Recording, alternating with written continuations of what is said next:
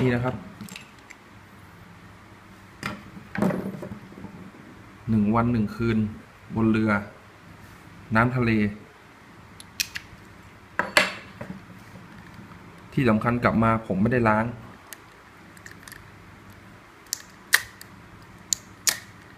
โรลเลอร์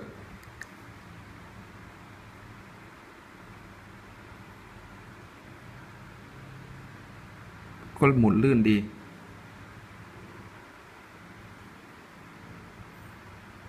เห็นไหมครับลื่นดี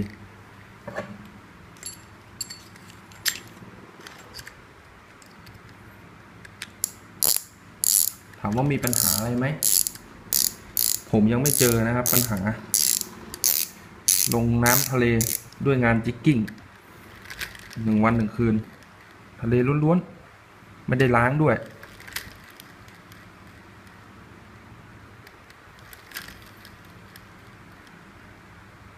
ไม่มีอะไรผิดปกติครับโอเคไหมครับดูความลื่นครับ